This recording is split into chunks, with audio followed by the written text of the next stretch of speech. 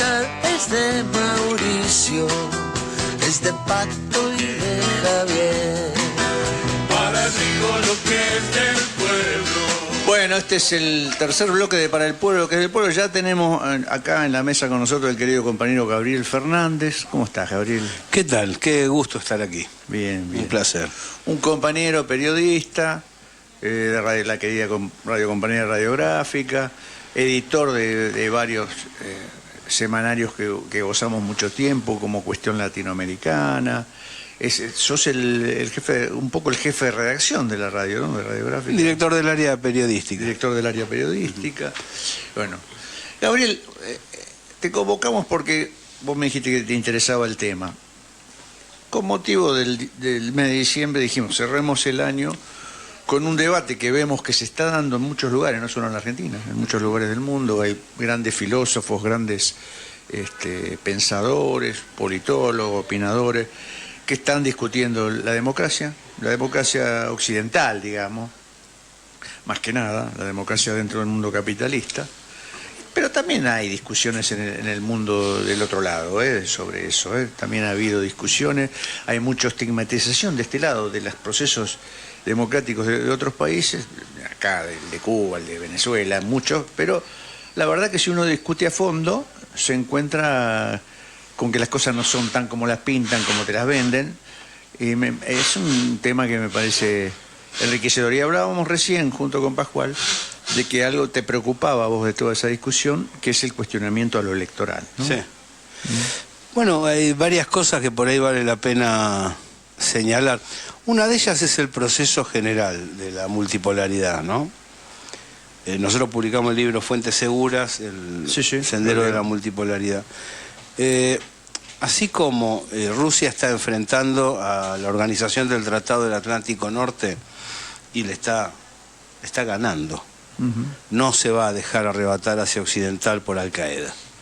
Es decir, se han desatado alarmas excesivas sobre el tema Siria, como si esto se hubiera doblegado. Ni China, ni Rusia, ni Irán van a permitir que una banda de mercenarios, por muy bien pertrechados que esté, se haga de la región, ¿no? Porque les ha costado mucho asentarse en la región. Eso para empezar. Después, es decir, sobre el rumbo general. Después el tema de las caracterizaciones. Yo creo que otro problema que se ha generado en los últimos tiempos es la dispersión de la expresión derecha para definir todo lo que anda por ahí. Y esto nos ha llevado a, en cierto modo, darle la razón, de modo oblicuo, a aquellos medios que señalan, bueno, el control del mundo sigue siendo del centro occidental, hay que arreglar con Estados Unidos, porque consideramos, el ejemplo claro es Francia, que el voto de Marine Le Pen debe ser enfrentado por Macron y por Mélenchon para evitar que gane la derecha. Cuando la lectura estructural de base es que Mélenchon y Marine Le Pen están en contra del atlantismo. Rechazan la política de Macron porque rechazan la política de Biden, porque rechazan la política de Gran Bretaña. Eso es lo interesante. Y después, claro, están las formas, que son diferenciadas. ¿Qué pasó en este año? Todas las elecciones fueron en esa dirección. Pienso, y no me acuerdo de ninguna que haya ido, tal vez la de Irán, donde hay elecciones, hay 6 candidatos, algunos son liberales. En Rusia hay 4 candidatos, uno era neoliberal. Bueno, todas las elecciones han dado antiatlantismo en Europa, Asia y América Latina, con excepción de Argentina, que digamos, es el ejemplo extraordinario a nivel mundial, ¿no? Y esto lleva a que se empiece a trabajar en detrimento de las elecciones. Rumania, que es el último proceso electoral destacado, dio vencedor a un aliado de Putin, que rápidamente fue caracterizado como de derecha por los medios. Fue intervenido, se le dio un golpe de Estado para que no gane el que ganó. Fíjense lo que pasó en Estados Unidos con Donald Trump. Digamos, no había medio que no hostigara a Trump. No había artista, no había, persona conocida que no dijera que Trump era el fascismo, que había que ganarle, qué sé yo. Ganó Trump. ¿Qué ganó? El rechazo a la política de la Organización del Tratado del Atlántico Norte. Lo quisieron matar. 2 veces. 2 veces, pero el balazo que le rozó la oreja, no cabe duda que lo querían matar, no fue una, Totalmente. como dicen, Nadie tiene tanta que puntería, ¿no? Que fue una parodia. No, es imposible. Nadie, es imposible. Entonces, Es imposible. aportando a lo que vos decís, apostando a lo... Entonces, me parece que no habría que levantar la bandera democrática, porque los que levantaron esa bandera democrática en los últimos años, que son los Estados Unidos, Gran Bretaña, lo han hecho hipócritamente, pero en realidad no aceptan los mandatos de los pueblos y vienen esquivando la obediencia a lo que los pueblos le están diciendo. En realidad, Alemania, Eslovaquia, Italia, España, Francia, son naciones, inclusive Gran Bretaña, son naciones cuyos pueblos después han votado en contra de las campañas belicistas que se están desarrollando, en repudio a eso. Y lo hacen porque está mal, bueno, porque la guerra es negativa, pero lo hacen también por sentido económico, claro. Porque primero van a tener otra guerra, si siguen así, supervivencia. van a tener otra guerra en el continente. Por otro lado, están, que es en la crisis 2008-2010, el sistema bancario descubrió que podía obligar a los estados a salvarlos, a realizar el salvataje, que es transferencia de recursos de las zonas productivas a las zonas rentísticas. Digamos, acá Inclusive te dan un plan social y te insultan. Allá millones de dólares millones. se han- Décadas. se han formado para salvar. Y han comprendido, como son conducción de las armamentísticas, que se puede usar el mismo mecanismo con estados penetrados, desterritorializados, para canalizar recursos de las zonas productivas a las zonas rentísticas. Entonces las sociedades se van empobreciendo. Alemania entró en recesión, Alemania era el motor de Europa, se recuperó desde la posguerra hasta ahora de un modo exponencial, fue el mayor constructor de automóviles. Era el entró en Banco recesión. de Europa. El banco entró en recesión. Tiene una situación muy grave Gran Bretaña, una situación grave Francia, una situación grave España, una situación complicada la tiene Italia, el resto de Europa básicamente. Bueno, esto es porque le dan los recursos de la producción, se lo están dando a la renta, a las grandes corporaciones financieras, ¿no? no solamente hay una imposición electoral de los pueblos que se imponen en las elecciones y quieren un cambio de rumbo, sino que obligan a los que todavía no tuvieron recambio, porque no tuvieron elecciones, como el gobierno alemán, a empezar a renegociar con Rusia, porque se está produciendo un nuevo contacto en un tipo que fue muy hostil a Rusia y que ahora está tratando de restablecer la relación, ¿no? Tuvo que convocar a elecciones anticipadas, Scholz. Llamó inmediatamente a Putin a ver qué onda, ¿no? A ver qué pasa, como diciendo, bueno, nos hemos fundido y ahora cómo salimos de esta. Y ayer se le quitó la confianza del Parlamento, es decir, no puede hablar en nombre de las instituciones alemanas. Y él dice, me hicieron quedar como un imbécil, dijo Scholz. Es que realmente, al subordinar a una importante nación como Alemania, a los Estados Unidos, quedó como un imbécil, porque Merkel le dejó un proceso en crecimiento. Y el proceso de Merkel que llevó adelante, que, seamos honrados, subió por derecha al caballo y bajó por izquierda, era de común acuerdo con los sindicatos, con las pymes, con las organizaciones sociales, donde se controlaban los precios, se evitaba la monopolización. Ahora se desbarató el modelo de Merkel y están aplicando un plan de ajuste como a los países periféricos. Bien. Es interesante para aprovechar tu presencia, ¿no?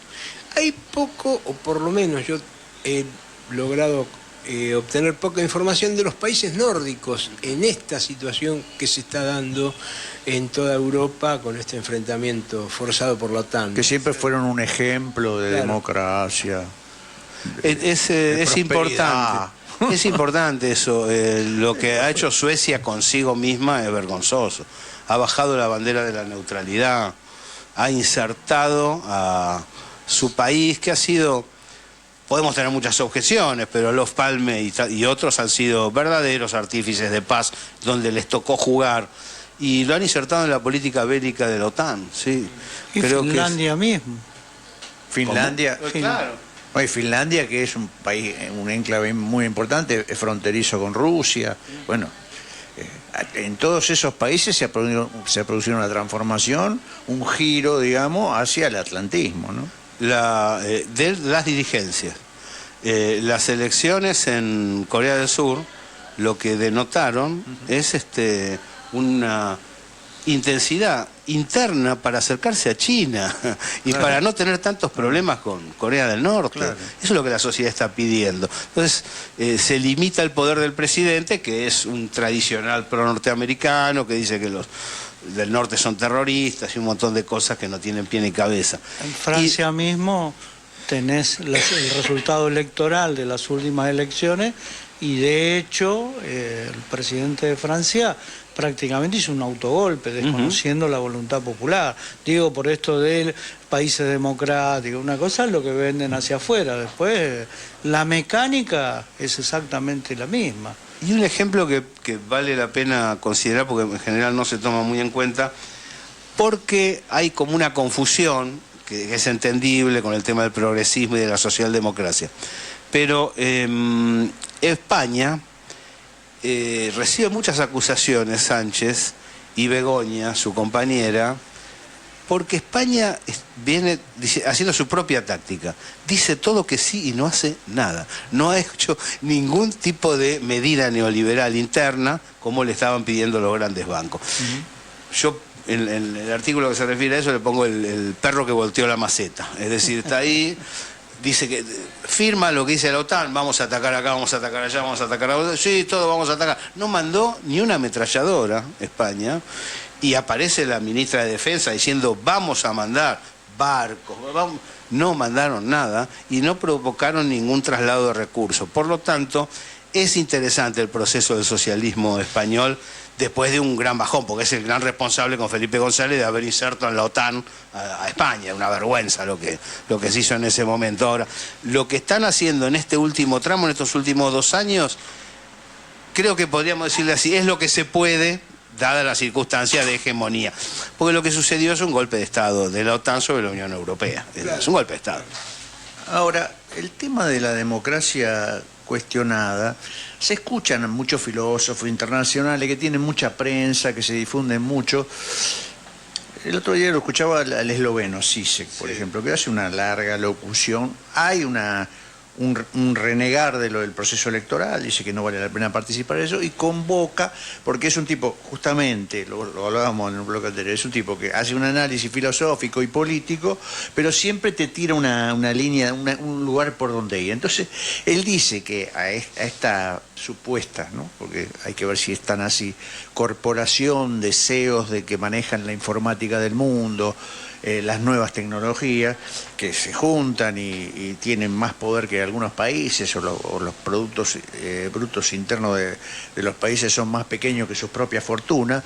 Bueno, a todos estos tipos hay que combatirlos, dice, con una especie de guerrilla de hackers, ¿no?, dice Zizek, porque dice que es la única forma de hacerlo, porque la dispersión, las nuevas formas del trabajo hacen que los gremios ya hayan perdido poder. Bueno, es muy extensa, pero hace una descripción muy pesimista del mundo como está, y al mismo tiempo propone como una especie de élite de hacker que logre derrotar en un supuesto combate en las redes al dominio que te ejercen los Mac, los Bezos, o los Gates, o Zuckerberg, o todos esos, ¿no? Leí el artículo. Sería bueno recordar que Zizek fue uno que en el 20 y en el inicio de la pandemia pronosticó la posibilidad de que esto perjudicara al capitalismo y que las sociedades buscaran formas más comunitarias para poder avanzar a lo después del desastre de la pandemia, ¿no? Lo que yo le pregunto a Gabriel, ¿es tan así? ¿Es la nueva dicotomía, es corporaciones o Estado, digamos? ¿Es así o es solo una parte del problema? A ver, que hay influencia de los medios y de las redes operan como bombas de racimo del mensaje de los medios. El medio pone es cierto. Ahora, en Argentina ganó Milei, pero en Uruguay ganó el Frente Amplio y en Brasil ganó Lula. Digo, y las redes le dieron en los dos lados también. No es que no es que Twitter existe solo en la Argentina. Y además ¿no? Milei ganó por poquito, tampoco es que arrasó. Es decir, es evidente que son otras las motivaciones. Los medios se apuntalan, por ahí hasta podríamos creernos más importantes nosotros como periodistas de lo que somos. Y no, los medios se apuntalan, pero es la gente, la calle, la lucha, los intereses de fondo los que resuelven las elecciones y quién gobierna en un país. Permitime, es cierto Gabriel. lo que dice el teórico, como otros, Byung, hay varios que hablan Coreano. de la importancia de las redes. Yo creo que son hoy más importantes los medios y las redes que lo que eran en otro momento. Los medios nunca fueron tan importantes, tan Más voluminosos, influyentes como hoy. Pero por algún motivo, todos estos pueblos que están sometidos al control de los medios han decidido votar en diferente orientación. De otro modo, lo de Trump no se puede explicar. No se puede explicar.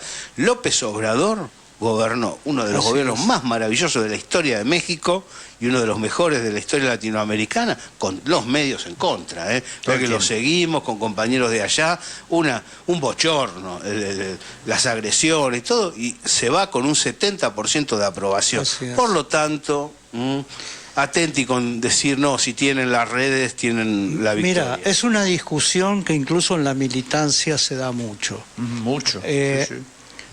Muchos compañeros hasta dan conferencias sobre el manejo de redes, no saben mandar un mail, ¿eh? Pero yo quería dar el ejemplo, que tal vez es una anécdota, pero no tanto, cuando gana las elecciones Alfonsín.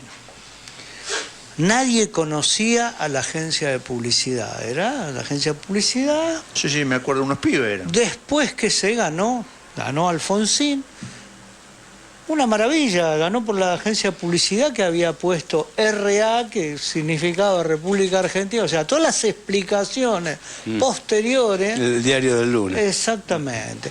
Y lo mismo nos hacen con todo esto, el tema del streaming. Nadie mira streaming, o sea, después lo miro si me interesa algo, no me interesa. Las plataformas.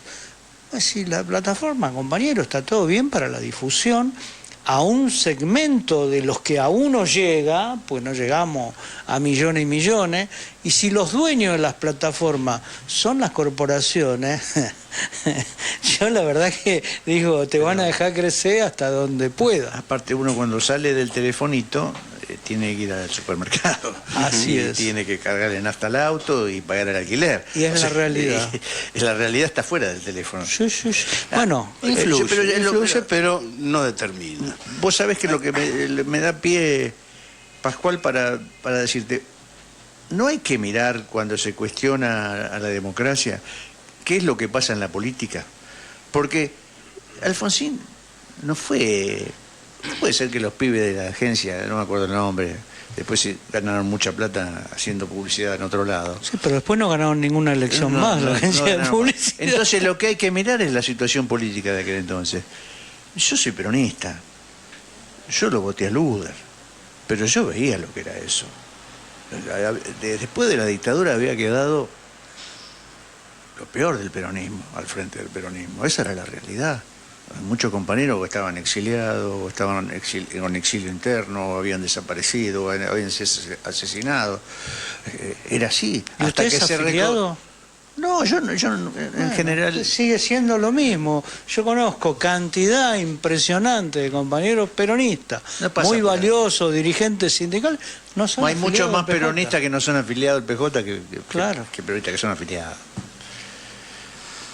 Creo que el trabajo para concretar el sueño oligárquico pasa por el menoscabo de la política y la destrucción del movimiento nacional. Y laboran en esa dirección. Nosotros tenemos cargas muy potentes, como bien la explicaba recién, y muy pesadas. Pero también es cierto que se ha logrado instalar la demagogia liberal como el eje del debate político argentino. Entonces vos decís, vamos a impulsar la industria metalúrgica. ¿Cuánto cuesta eso? ¿En cuánto vas? Acá lo quieren impulsar porque es un choreo. Vamos a impulsar la energía nuclear. ¿Y cuánto gana el titular de la Comisión Nacional? Con eso desarmás todo. Es decir, imposibilitas. Lo que no hay que debatir es con los liberales, en esos términos. Vos podés pedir que debatan liberales con Sarlo, con Martínez Estrada, pero no con estas campañas que se están desarrollando en este momento. Donde vos decís, bueno, no, la Argentina puede construir un gran estadio, además de los que ya hay, para un mundial eventual 2030. ¿Cuánto cuesta? ¿Y qué? Seguro que se va a quedar Tapia con la guita. Te dicen eso.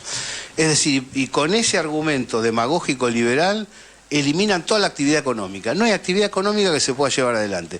Y ahí hay algo que por ahí muchos amigos no comparten, que yo digo, por lo menos volvamos a debatir el Estado empresario. Volvamos a debatirlo. Porque enseguida a mí me dice, tipo Moreno, ¿no? Control del Estado, pero no empresario, no se tiene que meter en todos lados. Yo no estoy de acuerdo con eso. Argentina se vivificó, se desarrolló productivamente con una fuerte presencia del Estado.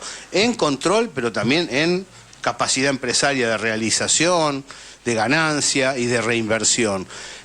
Volvamos a trabajar sobre eso y nos van a decir siempre con cuánto te quedas y nos van a decir siempre cuánto gana el director de fabricaciones militares bueno, hay que cerrar el grifo a ese debate porque nos la pasamos dando explicaciones. Nos la pasamos dando explicaciones por hacer crecer el país. Eso no puede ser.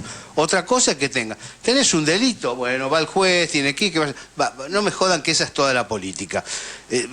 Funcionarios públicos, un país como Argentina, con la extensión que tiene ponerle 20.000 funcionarios designados políticamente. ¿Cómo no va a haber proporcionalmente un porcentaje que meta la mano en la lata? Bueno, eso se controla, se castiga y se despide. Ahora, las políticas no se discuten de esa manera. Las políticas mejoran el Producto Bruto Interno, mejoran la dimensión industrial del Producto Bruto Interno, mejoran la distribución interna o no. Esa es la discusión. Estamos aceptando discusiones como si el peronista fuera naturalmente el ladrón, y no los liberales, y tiene que dar explicaciones continuamente por llevar a cabo emprendimientos que son beneficiosos para la nación. Aparte es una discusión que lleva décadas, porque lo cuestionaban a Perón, a Eva Perón, estaban en su los comienzo. lingotes de oro, Claro. las aventuras de Juancito Duarte. Me tienen las pelotas llenas. Que pongan los liberales algo en crecimiento en la República Argentina, que mejoren el indicador de una zona del Producto Bruto Interno y nos ponemos a discutir. Su cuenta Pero su bancaria. demagogia es vergonzosa. No porque los Su cuenta bancaria es el único que crece. Sí.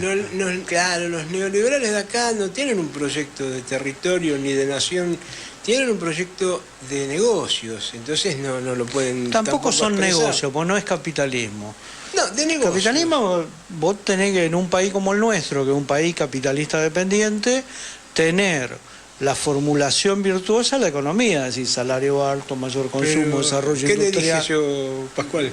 No, Tienen pero un proyecto de no negocio. tienen, no es negocio, el de negocio. negocios propios. Volvemos un poco a lo que planteaba Gabriel. Nosotros estamos en contra de la propiedad privada en el sentido de inversión, de desarrollo, no porque vivimos en una sociedad capitalista. ¿Tiene que haber participación entre el Estado y los sectores productivos del país? Obviamente que sí. Algunos sectores deben ser del Estado. A ver si soy más No, claro. pero eso está claro. Los soberanos deben ser del A ver, Estado. Lo si- estratégico, a eso ver está si claro. a ver si soy más claro. Le digo como Lo que zurdito, usted- digo, lo que la usted- nueva lo que usted dice- economía... A ver si soy más claro. Lo que usted Zona dice económica es lo exclusiva. correcto. Pero eso es un proyecto de desarrollo nacional con inversiones, con industria, con tecnología. Yo digo un proyecto de negocio, a ver si me entiende. Un proyecto de negocio es un proyecto de negocio, no un proyecto de país. Es un proyecto de negocio para algunos sectores extractivistas y que vienen simplemente vienen a hacer la bicicleta Son financiera. ladri, Es un eso proyecto de negocio, no es un proyecto Son de país. ladri, no son industriales, no son comerciantes. Exactamente, lo que usted dice es otra cosa. Un proyecto de negocio es esto, lo que están haciendo estos tipos. Y lo que quería agregar a lo que decía Gabriel, yo creo que es más, no solo el país sería beneficiado o necesitaría un Estado empresario, un Estado que imponga determinadas vías tecnológicas e industriales y las encabece en ello, por ejemplo, en la industria naval, en la industria federal, un montón, en la industria metalúrgica. No, yo creo que no hay otro camino. Desde mi punto de vista, no hay otro camino. No podemos esperar, bueno, por ahí no sale, pero vienen inversores a la Argentina. Mentira, eso no va a pasar, porque negocios son los que yo digo, los negocios extractivistas que jamás van a pensar en dejar algún tipo de estructura productiva en la Argentina. Y eso solo lo puede hacer el Estado, que además fue el que lo hizo. Por eso lo que usted decía, Gabriel, es importantísimo, empezar a debatir el Estado empresario. Yo lo escuché a usted en un programa que tuvo con un compañero bastante complicado como es Ayerbe, ¿no? Pero bueno, Ayerbe o Cadelli apuntan a eso, con todos sus errores. No, yo creo que hay que rescatar. Hay muchos apuntan compañeros que en Exacto. distintos espacios contribuyen mucho al campo nacional. Ahora, estamos encapsulados. Yo creo que esto... es decir, las situaciones que están en realidad bélica, empezando por Palestina y siguiendo por Ucrania, están en dificultades. Ahora, el resto del mundo está discutiendo estas cosas. Es decir, las discusiones de Trump, puertas adentro de los Estados Unidos, es cómo hacemos para reindustrializar Estados Unidos. Darle laburo a los norteamericanos. Claro, exactamente. El tema México es lo mismo. Brasil, Bolivia, Colombia, Europa pulseada entre los pueblos y los gobiernos para ver cómo hacemos para tener a China como principal comprador y no expulsarlo, y tener como principal proveedor de gas a Rusia y no expulsarlo. Es decir, la Argentina está encapsulada sobre un liberalismo muy anacrónico, donde alguien podría decir, che, tendríamos que crear un Estado aquí, ¿no? Y eso me parece que hay que también develarlo, porque si hay un éxito de los medios, tal vez no ha sido voten a tal o voten a cual, sino hacer creer que el mundo es el mismo de 30 años atrás.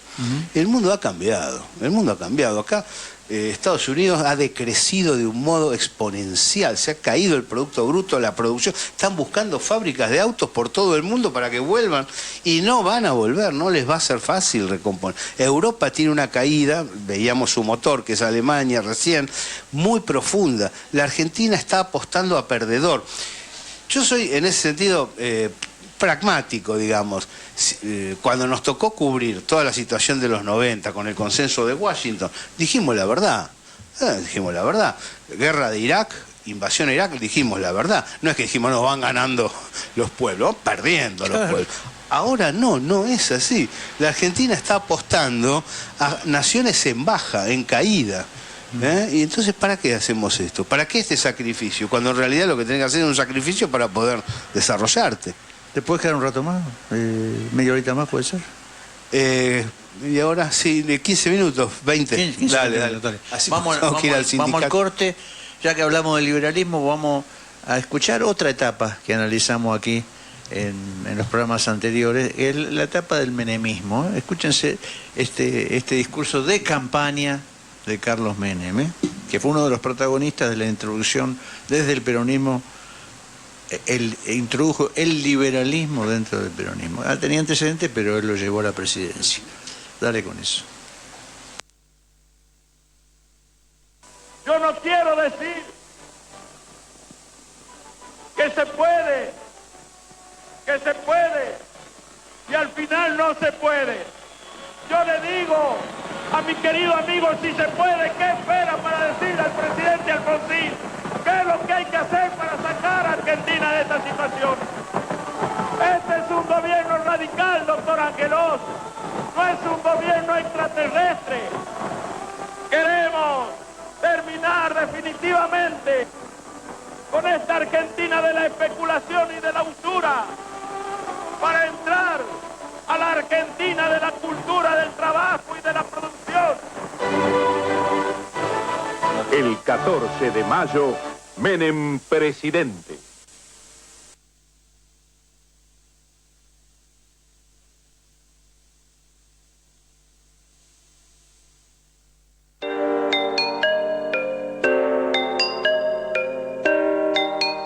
Ahora también en AM 1570.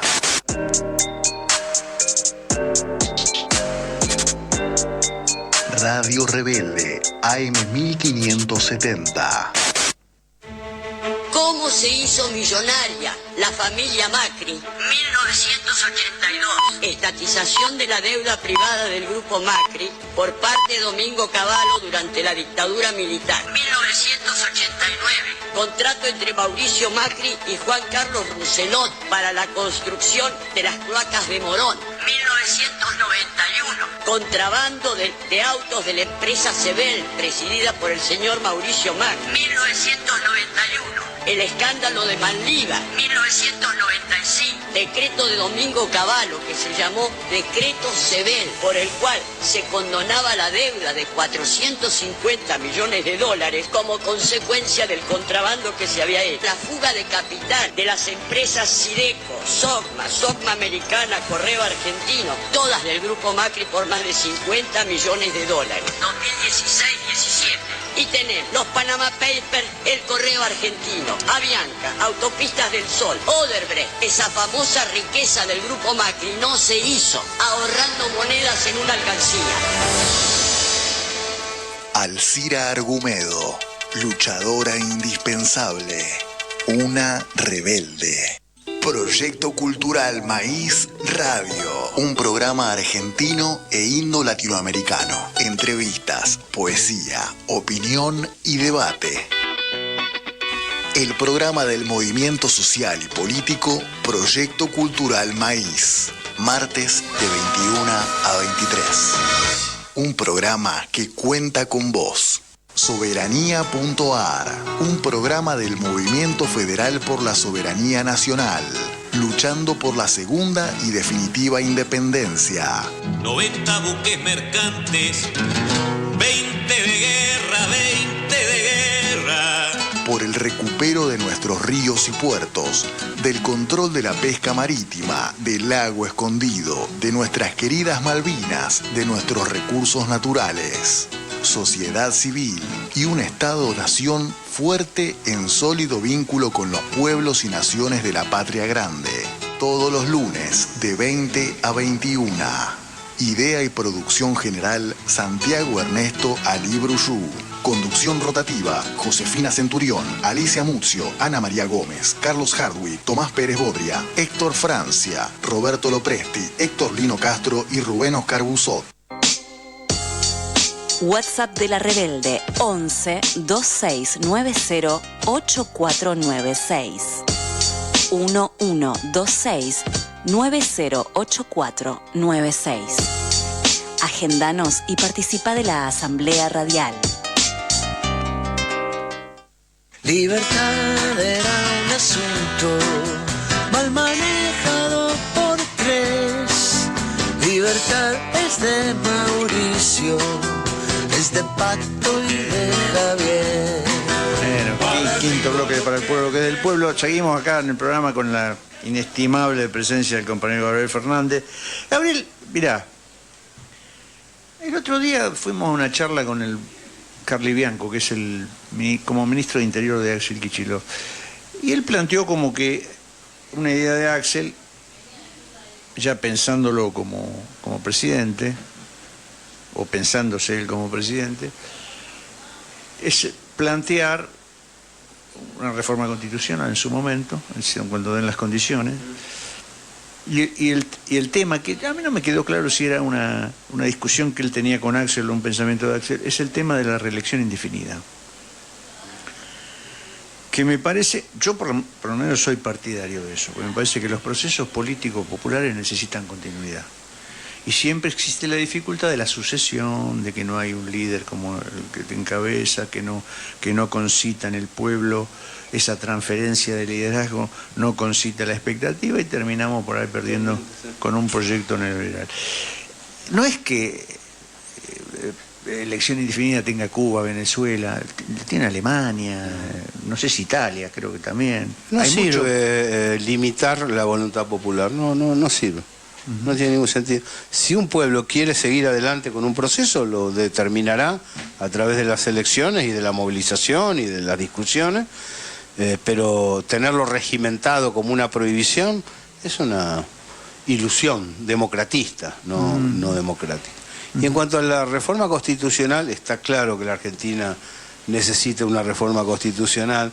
La del 94 es como una base para desperdigar los recursos naturales y las potencialidades, tanto en salud como en educación, pero hay que juntar poder para... Hay que tener las condiciones. Es decir, la Constitución es como los códigos y las leyes, y en general, porque es la madre de todos los códigos y de todas las leyes, es el equilibrio de fuerzas que haya dentro de una sociedad. Si una sociedad tiende en una dirección, bueno, va a tener leyes que están más orientadas en esa dirección, y si tiende en otra, va en otra. Entonces, creo que hay que dar los grandes debates del pensamiento nacional, hay que fomentar la movilización, los acuerdos, la unidad, y a partir de allí solicitar la reforma. Porque en estos años ha habido muchos compañeros, vienen a la radio, muy bien intencionados, impulsando la reforma y haciendo firmar. Y vos decís, sí, pero es poder político, es poder político. La reforma es poder... Cuando vos tenés poder político para reorganizar el país según los intereses nacional, populares, industriales, lo haces. Y si no juntás el poder político necesario, va a ser muy difícil que avances en esa dirección. Es una de las discusiones que tuvimos con Cristina, que luego del triunfo claro, contundente del 2011, casi 54% de los votos en la primera vuelta, dijimos... Si acá no estamos en condiciones de modificar la Constitución, no andamos muy lejos.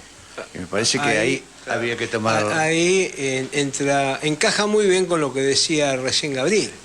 Las condiciones en aquel momento eran otras. Y se podía haber desarrollado un proceso de reforma constitucional con el aval del 54%, que por supuesto hubiera caído, pero hubiera estado cerca del 50% a favor en una elección de constituyentes. Hubiera caído, mire, cuando propone Hugo Chávez la reforma de la Constitución, Hugo Chávez había ganado con el 58%, una cosa así. La reforma de la Constitución votó el 83% por la reforma de la Constitución. Si el proceso político es de avance, no quiero comparar la situación de Hugo Chávez con la de Cristina, pero si la situación es de una propuesta de avanzar y fortalecer al pueblo argentino y modificar las cosas, como decía Gabriel, que son liberales dentro de la Constitución del 94, bueno, por ahí es más aún el consenso, se suman tipos que por ahí no están con nosotros. Hoy México aprovechó esa popularidad de López Obrador para meter reforma constitucional, voto de los jueces, el Poder Judicial. Hoy lo mencionábamos, cómo es un avance que no fue así en el proyecto kirchnerista, que hubo un detenimiento. ¿Qué opinión tenés formada, Gabriel, sobre esta supuesta disputa de conducción que hay dentro del movimiento popular? Nosotros acá decimos que hay un liderazgo que está en una etapa declinante, que es el de Cristina, creemos que es una etapa declinante del liderazgo de Cristina, y que nosotros durante varios años cuestionamos el ejercicio de la conducción de Cristina del proceso, que era para nosotros escaso y no llegaba a conformar la conducción que nosotros habíamos conocido, los que venimos de la conducción de Perón, ¿no? Sí. O la del mismo Néstor, de los pocos años que lo disfrutamos a Néstor, ¿no? Entonces, el liderazgo por ahí no se cuestionaba, pero sí su forma de conducción. Yo creo que ahora está cuestionada no solo su conducción, sino su liderazgo. Y me parece que ese es un proceso que va a seguir adelante. Y que dentro de ese proceso tendremos que tratar de mantener la unidad para derrotar al proyecto que se nos opone, pero que va a tener sus dificultades, ¿no? Sí. Mira, en principio suscribo la interpretación que hacen. Y después, más que nada, uno puede insertar preguntas para tratar de entender qué es lo que ha pasado, pero en cierto modo, ¿qué está pasando? Porque esto está pasando ahora, ¿no? Yo pensaba, ¿por qué en un momento determinado surgió un operativo clamor que decía que solo Massa podía ser ministro de Economía? Llegó Massa, levantó la inflación hasta el infinito y la inflación disciplinó a la sociedad, generando algunas de las cosas que estamos viviendo hoy. ¿A qué vino Massa? ¿Por qué nos embocaron a Sergio Massa como providencial? No sé. Y después tenía que ser candidato a presidente. Bueno, fue una buena campaña, se hizo una buena campaña. Perdió por poco. Perdió por poco. Primera vuelta por poco, ¿no? Ahora, debates colaterales, que a mí me interesa para recuperar el raciocinio, que nadie sienta que estoy acusando a nadie de esto. Pero Cristina dice en el acto del avión, por así llamarlo, sí. los insultos prescriben a los 6 meses en política. No sé si es así, vos sabés que no sé si yo lo pongo en cuestión. La derecha tiene muy buena memoria. Pero yo lo pongo en cuestión porque Massa había sido acusado de agente de la CIA y de hombre de la embajada por el kirchnerismo, digo, Sí. donde estadios enteros cantaban el que los traidores se van con Massa, bla, bla, bla, y lo de referentes lo decían.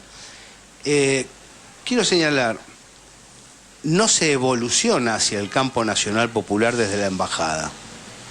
No. Es decir, una cosa es vos decir, no, yo conocí gente del Partido Humanista que era macanuda y evolucionó y ahora está con la UOM, ¿me entendés?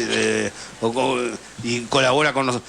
No, si vos sos de la CIA, vos no, dentro de 6 meses no sos del campo nacional popular. Tu cargo no se transfiere. Es para siempre. Sos eterno. Claro, es para siempre. Bueno, eso, bueno, cierta... Y después, digo, como para que quede pensando, no tampoco una definición al respecto, porque uno no tiene toda la respuesta, ni mucho menos. En realidad, tengo poca respuesta. Ahora, se definen las candidaturas y regularmente a cada candidato que no es elegido por internas ni por paso, se le corre la alfombra. Se lo empieza a criticar como si fuera el peor de todos, ¿no? Se tiene poder para designar un presidente. Y se habla del ministro de Economía como si lo hubiera metido los marcianos. El Espíritu Santo. Yo lo discutí con la conducción del espacio del cual estamos haciendo referencia. Si vos podés poner al titular del Poder Ejecutivo, no podés poner al ministro de Economía, que tenés que tenerlo ahí para putearlo. Los indicadores en el proceso Guzmán, sugerido por el Papa y sugerido por Stiglitz, los indicadores fueron ordenados, no se dispararon en ningún momento. Cuando llegó Massa se disparó. Bueno, yo tengo esos y muchos otros interrogantes para los cuales no tengo respuesta, pero entonces coincido, dando toda la vuelta con lo que vos decís, Guillermo, no estoy de acuerdo con el modo de conducción, por lo menos. Esto no es un modo de conducción que a mí me represente, ¿no? Bien.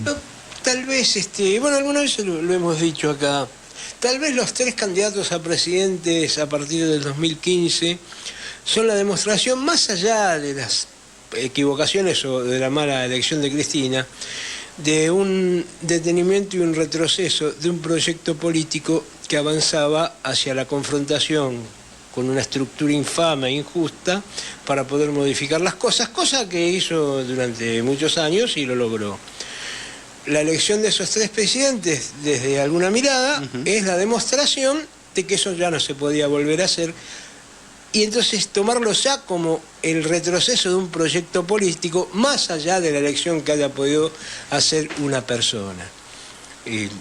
Esa es una visión, por lo menos a la que yo más acuerdo, ¿no? Con la que yo más acuerdo. A mí me gustaría participar de internas, me gustaría poder votar a un candidato. De hecho, la primer anulación grande de internas de paso que tuvimos, yo pensaba votar a Tayana, lo digo, y desapareció Tayana del horizonte. Nosotros lo apoyamos, claro, como agrupación. Era lógico. Claro. Bueno, no sé, a mí me gustaría eso.